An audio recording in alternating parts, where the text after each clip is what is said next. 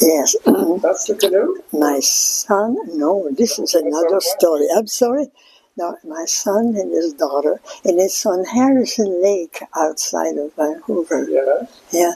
No, it's not. There's a lot of stories of canoes in my life. My son bought himself a canoe before the factory closed. Yes. And it had it shipped, and it's still around. So this was, while I was there visiting, that we took the canoe for a Sunday paddle.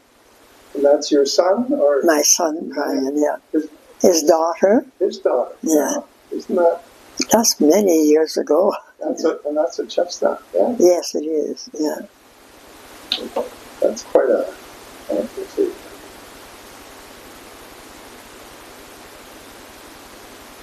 Yeah, that's a nice chestnut picture. But the year, I'm not sure, but it was before the closing, yeah. Oh, wait. Brian and Robin? Brian McKinley and Robin. Yeah, 2000 and something. Oh. It didn't have the... Yeah. Yeah. Yeah. So you were originally, when I was speaking to you on the phone, you were originally from Quebec. Right? I'm a Quebecer, yeah. And my dad was born in 1879. Really? And he worked for a company that I would try to compare perhaps to the Irvings.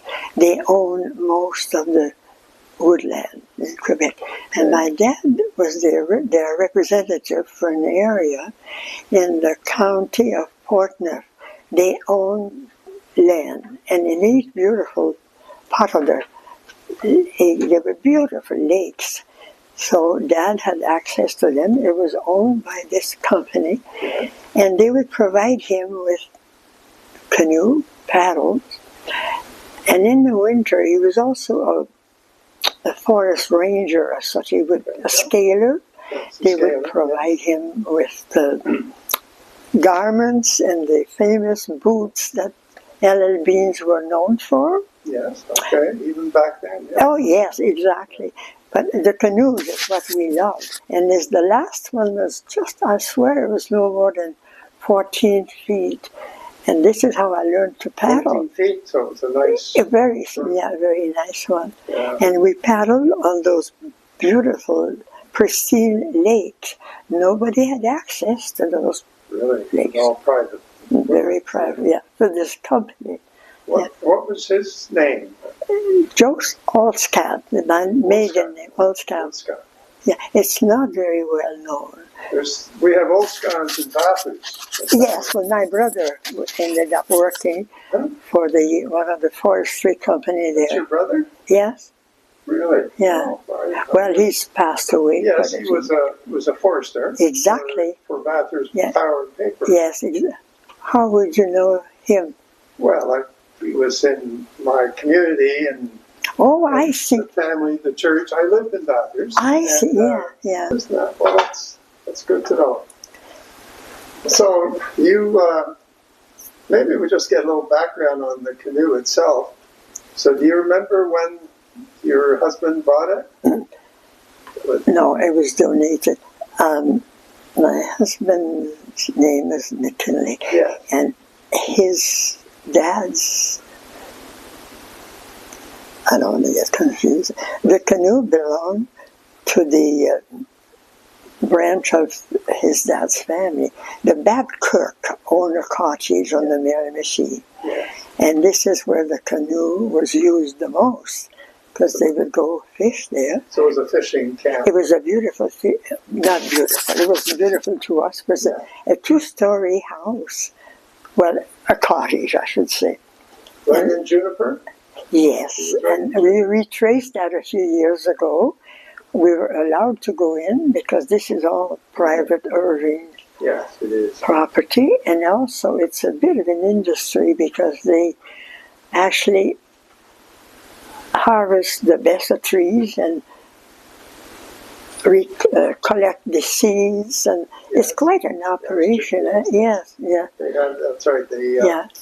So we saw the spot where the cottage was, and that was a down memory lane. But the cottage is still there. No, Oh, it is? no, I was going to tell you, Mr. Irving could fly.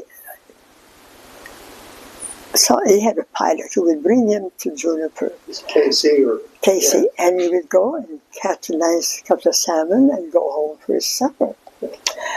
And I've been trying to think for a year. Eventually, Mr. Irving decided that this should be private. So he ordered everybody who had cottages to be removed within a certain time. And I suppose if he was building the industry of collecting, and he did provide a lot of people with employment, yeah. So the McKinleys and the Babcock had to move out. So what the Irvings did, they put the old cottage onto a flat bed and took it onto the airstrip and consumed it in flames. That was upsetting for the local.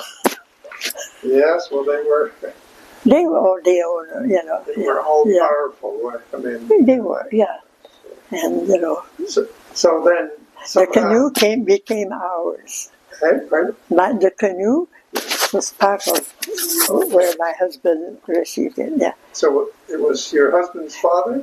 Or yes, yeah. Oh, he was, okay. Yeah. Your husband was Tom? No, that was his dad, Tom. That was his dad. Yeah. You told me, yes. Yeah.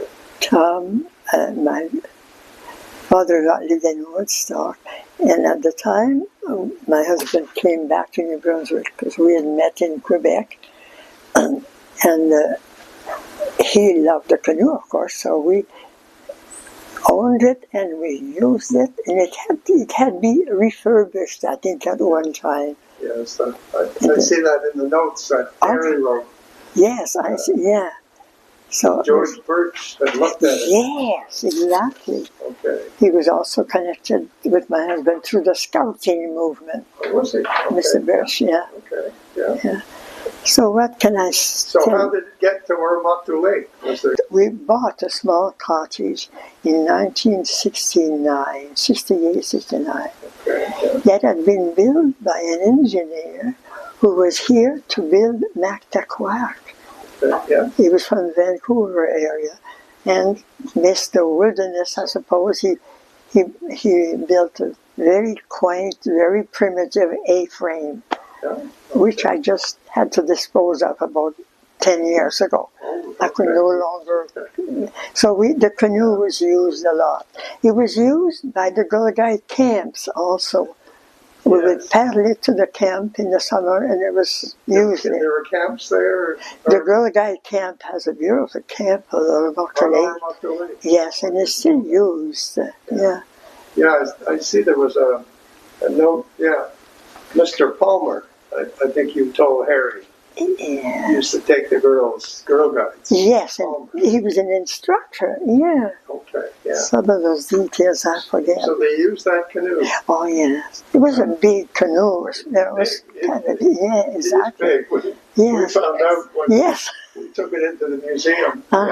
Yes. It's 18 feet. Okay. So it's a big one, and it's cruiser.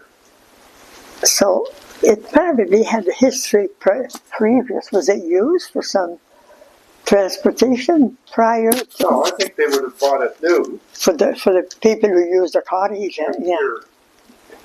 Your husband's father, when he bought it. Yeah. I think he would have bought it new. Yeah, I see. In but the it's 1920s, I think. Possibly. They were guessing, but. Yeah, and it was, I think, stored in that cottage. It was a big house where the... They must have had some sort of a shelter. Or maybe it was a club, I'm not sure. I've been there towards the very end in that cottage before it was pulled out. I know the blueberry patch was wonderful. Those are the things I remember. Okay, yeah. Now, Chestnut had a beautiful reputation. They were a very successful company for many years. Yeah. And, they sold canoes all over Oh, yeah. Canada, U.S., Europe. They shipped a lot. Is that right? Huh? Yeah. And at the same time they started, it wasn't very long after they started canoes, they were making snowshoes. Of course, yes. They shipped thousands of snowshoes. Yes, my dad would be provided by snowshoes in his line of work also. Yeah. And we were given small, fancy little ones with colored pom-pom. Oh, yeah. Yeah. Yeah, we have, at the museum, you have one or two snowshoes. Yes. Okay. Chestnut, old chestnuts. The large one? The big bear paw. Oh, the bear paws, yeah. Yeah. And they also made a kind of a, I think they were called the Iroquois, pointed ends. Like, okay. And, I see. We had their paddles also. Yes. They made the paddles. Yeah. That disappeared along the way. No, yes. Yeah. I'm afraid so. Yeah. So that canoe was a heavy duty canoe. This is what I wondered. It wasn't a pleasure canoe like the short. No. So it must have been for the Miramichi for fishing. Possibly. Because the Miramichi, especially that branch from Juniper down, is very rocky. It is, yeah. Oh, it's a hard river on canoes. So this would have been a heavy-duty canoe. And they made them almost from the very beginning. Is that right? And they shipped them all over, especially up northern Canada. Was it ever fitted to have a motor on it? No. Not those. No. But they did make a model where they modified the end. Yes. And made it square. At the end, yes. And that was the one that They had a different name for those, I can't remember. Yes. But the cruisers, I found a newspaper article with that particular canoe. The Mounties said from northern, they were all the Mounties controlled the north, like Hudson Bay Company. And they said the cruiser was the best canoe. Is that right? That they ever had. Yeah. So that was used for. Yeah. Oh yeah. Yeah. Loaded. Yeah. So it survived well. That was because it was redone at one time. You must have had it redone. I'm trying to think who would do that. It would have been Chestnut, possibly, yeah. I don't know, but I think I got here. Because I think that's when George Birch decided what the age was. Because he said it was manufactured 1920, 1925. Okay, That's almost the year you were born. I was going to say, it's 2 years older than I am. That's right. I still like the smaller canoe myself. Yeah. I have a small pleasure canoe. Chestnut, Do you? Okay. 16 foot. And okay, I think somehow could it have been, did they make a smaller one? Oh yes, they made 16, made 15 feet. Okay, yes, really that was the shortest. Nice, I remember my dad, in the summer, as a representative of the company, he would do exploration. So each of those beautiful lakes had a little cabin where he could go, and by that time, I think the idea was he would survey the type of wood that was accessible for sale. Okay, yes. Yeah, so we had a nice little spot. There was always a canoe in the little cabins. So he would let me sit in the canoe and I could go. I think we had life jackets, go with it, make sure of that. So we learned how to canoe early. And we were told when we were young to sit and not to rock the boat. They were tipping. Yeah, it was a beautiful experience, yeah. Were there did you have a lot of brothers and sisters? Yes, I was the youngest of 6. And my oldest brother, the one that you mentioned in Bathurst, is his father. He, of course, they went to ranger school like their father before. Here? No, my brother. Oh, okay. Yeah, from father to son. That was what they did, and I think they worked as assistant to my brother in their teen years. So that was the expectation they would become forest ranger. The second oldest also went to ranger, but he went overseas and fought the war and came back. Yeah. And the third one, I think, went to ranger school, and he worked in Abitibi, again in the forest. Abitibi was Big. wild country also. Huh? Yeah. North, Exactly. You went by train most of the time. So that was my family. The three brothers chose their dads. What was your brother's first name and father's? Ronaldo. My mother had a strange. He was not Italian, but it was a. Well, yeah. Yeah. Well, no. Yeah. Yeah, because it could have been one hand. Exactly. Yeah. Okay, And he loved the train. My brother was so much like a dad. Was he? Yeah. He would work in the forestry 12 months, and when he took a holiday, he'd go hunting. He was. Yeah, he was a big man. Yes, yeah. Yeah, so I'm just looking at when it was redone. Oh, Harry had mentioned 1960 was when it was recounted. Was it? Yeah. So, yeah. And it doesn't say who did it, though, does it? No? It doesn't. I don't know. It talks about birds, but...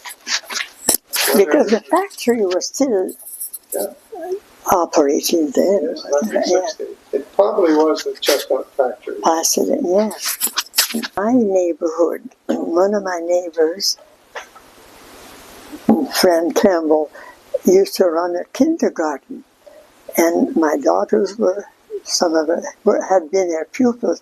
And she would take a group of young people and get a beautiful tour of the Chestnut, giving to those young children. So I was lucky to go in the factory. It was pretty popular, wasn't it? It was, yes. Yeah. Yeah, I remember I was in the factory once, and I just remember they were getting into fiberglass canoes. Oh, really? And I still remember the forms and the fiberglass, because over the years, of course, as they made them, the fiberglass would drip everywhere. So it was like something out of the Dark Ages. Was it? Yeah. And I worked in that building after they made offices. I see. It's still a good-looking building. Yes. They did a nice job. Yeah. So. Well, I have connection to the Chestnut through my husband's and to my dad's. You think they had chestnuts as well? Oh, yes. Yes. That was a chestnut that I learned to know. Yeah. Beautiful, the smaller ones. I have a picture of it, I think, with my dad and I. Oh. I don't think we see the crest, but I know it was a chestnut. Really? And it was a small crest on the very front. The bow. Yes, the bow. They call exactly. Yeah. Okay. Yeah. Yeah. There was a chestnut. Chestnut. Yes, exactly. It was a beautiful chestnut. And your father's name was? My dad's Joseph Olskamp. And I'll spell the name because it's been spelled many different ways. Olscamp.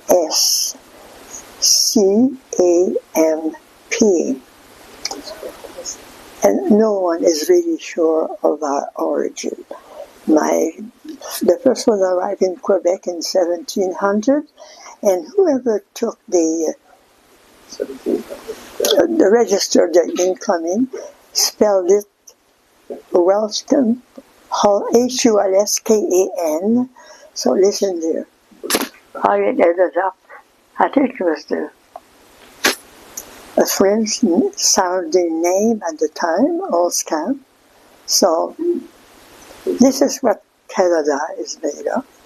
Back then too, Yeah. not many people could write, so they wrote it as it sounded like. This is exactly it. Yeah. And where was it that you grew up? Pardon? Where was it that you grew up? Oh, in Quebec. In the small town where Dad was working was the county, the Portneuf was covered. Portneuf. Yeah. This would be the county, yeah. Where would that be? Between Quebec and Trois-Rivières, it's only about 20 miles from the St. Lawrence River. Yeah, that's Yeah. But then the territory that Dad was